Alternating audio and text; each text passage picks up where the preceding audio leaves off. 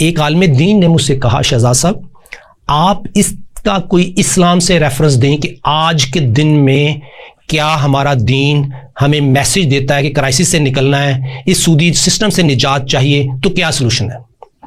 اسی طریقے سے مجھ سے سوال ہوا تھا کہ کیا اس سسٹم کو بند کر دیا جائے. ناظرین نہیں, خوشخبری یہ ہے کہ ہم اس سسٹم کو چلنے دیتے ہیں, اس کو بند نہیں کرتے. لیکن حضرت نوح علیہ السلام کو اللہ تعالیٰ نے کیا فرمایا تھا کہ ایک کشتی بناؤ. وہ کشتی اگر اللہ تعالیٰ چاہتے تو نافرمانوں کو, کافروں کو, منافقوں کو ایک حکم کے تحت سزا دے دیتے, ختم کر دیتے. نہیں کیا ناظرین.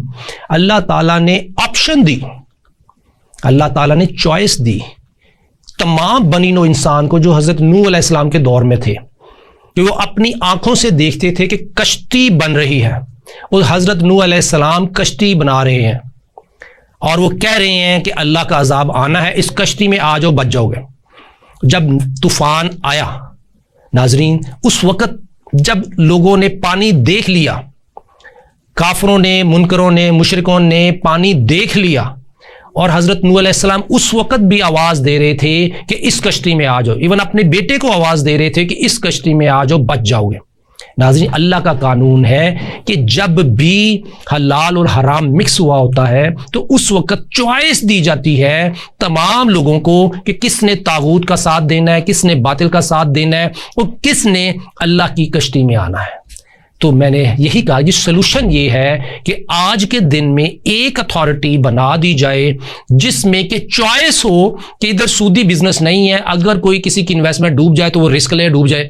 آج کے سسٹم میں جو اسلامک بینکنگ اور کنونشنل بینکنگ جو سیکیورٹیز گورنمنٹ آف پاکستان کے بہا پہ لیگل فریم ورک کے طور پر دے رہے ہیں, وہ یہ کہتے ہیں کہ ہم ایک بینک ہیں, ہم سیکیورڈ ہیں, ہمارے پاس پیسہ رکھیں, آپ کا رسک نہیں ہے, ہم آپ کو سود دیں گے یا اسلامک سود دیں گے. وہ ایک سسٹم ہے, چلنے دیں. لیکن اس اتھارٹی میں یہ کہہ دیں کہ یہ انویسٹمنٹ ہے جوائنٹ رسک پہ جو اسلام کے تحت, اگر ڈوب گئے پیسے تو ڈوب جائے, نہیں تو آپ اس سسٹم میں چلے جائیں.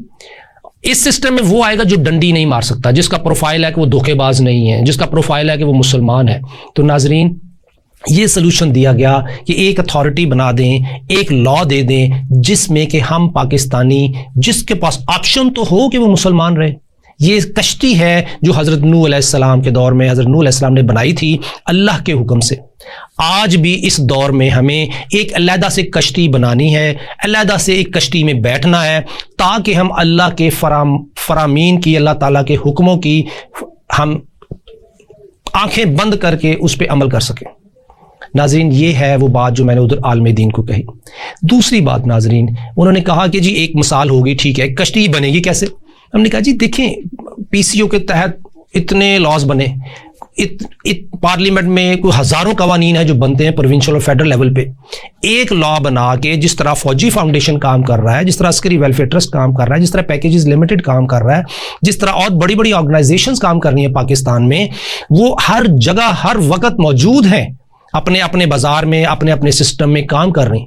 اسی طرح جب ایک اتھارٹی بنے گی, جس طرح ایل ڈی اے اتھارٹی ہے, سی ڈی اے اتھارٹی ہے, جو ان کا فنکشن ہے وہ اپنے فنکشن میں کام کر رہی ہیں, انفراسٹرکچر ڈیولپ کر رہے ہیں, تو اسی طرح یہ جو اتھارٹی ہوگی وہ اس کا کام ہوگا امپلائمنٹ اپورچونٹیز کریٹ کرنا, بزنس اپورچونٹیز کریٹ کرنا. اس کا کام ہوگا کہ انویسٹر اور جو اپورچونٹیز ہیں ان کے درمیان جو گیپس ہیں ان کو دور کرنا, ان کو ایک جگہ پہ بٹھانا, اور اس کے ساتھ ساتھ ڈاکومنٹ کرنا جو انفارمل اکانومی ہے.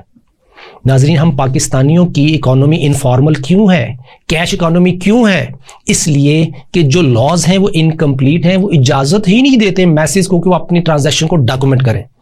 کیونکہ اگر وہ اپنی ٹرانزیکشن کو ڈاکومنٹ کرتے ہیں تو ان کے پاس چوائس نہیں ہے کہ وہ سروائیو کر سکیں.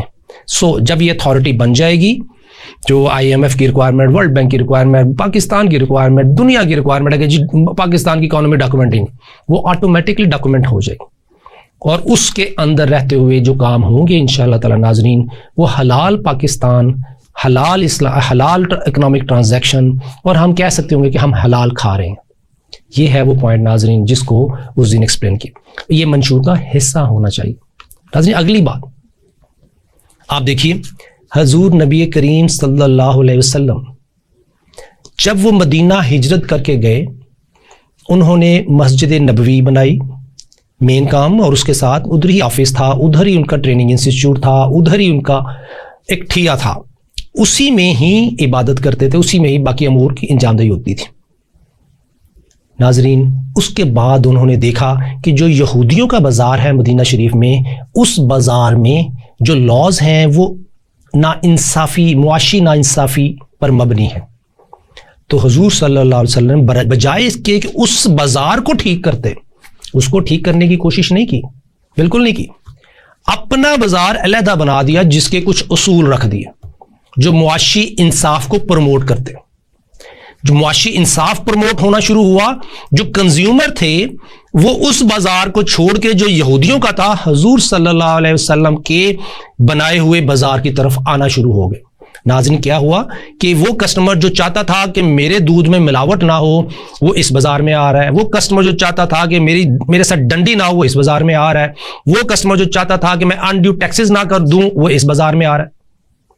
یہ ہے وہ پوائنٹ ناظرین جس کو ہمیں دیکھنا چاہیے، ہمارے حکومتوں کو، حکومت وقت کو دیکھنا چاہیے کہ ہمیں وہ بازار بھی پیرلل بیسس پہ دے دیں جس میں کہ ہم معاشی انصاف کو پروموٹ کر سکیں۔ ناظرین، اس کے علاوہ ایک سوال اور آتا ہے ذہن میں کہ ایسی کون سی خوشخبری ہے جس کے تحت ہم آج کے یہ فتنوں سے بھرے ہوئے معاشرے سے نجات پا جائیں گے۔ ناظرین، اس کا بھی سوال قرآن میں، اس کا بھی جواب قرآن میں ہے۔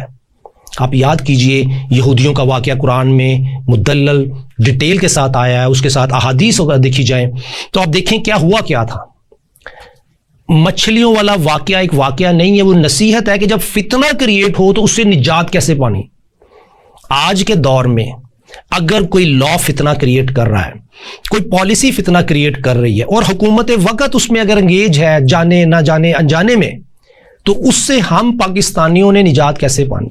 کیونکہ گورنمنٹ آف پاکستان میں جو ہمارے بھائی بیٹھے ہوئے ہیں وہ ہر وقت سر جوڑ کے بیٹھے ہوئے ہیں کہ ہم کس طریقے سے انکم کمائیں اور آنے والی پہلی میں ہم سیلریاں دے دیں سرکاری ملازموں کی، آنے والی پہلی میں جو ہمارے پہ سود چڑھا ہوا ہے کچھ نہ کچھ اس کو سیٹل کر لیں، جو قرض اتارنے کچھ نہ کچھ اتارنے کی کوشش کر لیں۔ وہ بانڈز ایشو کر رہے ہیں، سکوک ایشو کر رہے ہیں، کمرشل بینکوں کو 30% تک آفر کر رہے ہیں سود پہ، اسلامک سود پہ، کہ جی ہمیں آپ کسی طریقے سے کیش دے دیں تاکہ ہم سیلریاں پے کر دیں۔ ناظرین، فتنوں سے نجات کے لیے قرآن نے کیا راستہ دیا؟ اگر آپ اس کو غور سے آیات کو پڑھیں تو اس میں ایک گروہ یہ کہتا تھا کہ اگر ہفتے والے دن مچھلیاں زندہ رکھی ہیں، ان کو پاؤنڈز میں زندہ رکھا ہے اور اتوار کو پکڑی ہیں تو یہ حلال ہے۔ گناہ کیا لیکن یہ کہہ کے کیا کہ یہ حلال ہے، ہیلا کیا، پرپز وہی اچیو کیا مچھلیاں پکڑنے کا، چاہے ان کو زندہ رکھا لیکن اتوار کو پکڑی، لیکن کس کے ساتھ چالاکی کھیلی؟ کیا اللہ کو نہیں پتا کہ ہم اس کے ساتھ چالاکی کھیل رہے ہیں؟ ناظرین، گناہ کرنا تو گناہ ہے لیکن گناہ کو حلال کہہ کے کرنا یہ فتنہ ہے۔ ہمارے ملک میں پالیسیز کلیئر کٹ ہیں، چاہے وہ جوڈیشل سسٹم کے تھرو اپروو ہو کے آئی ہوئی ہیں، چاہے کورٹ کے تھرو اپروو ہو کے آئی ہوئی ہیں، چاہے پارلیمنٹ کے تھرو ہو گئے ہیں، وہ کانسٹیٹیوشن کے منافی ہیں۔ کانسٹیٹیوشن صاف کہتا ہے کہ اسلامک انجنکشن، اسلام ہی ہمارا مذہب ہے، اسلام ہی کی بیس پہ ہمارے قوانین ہونے چاہیے۔ تو ناظرین، پوائنٹ یہ ہے کہ اگر کوئی فتنہ کریٹ ہو گیا اس سے ہم نے جان کیسے چھڑانی ہے۔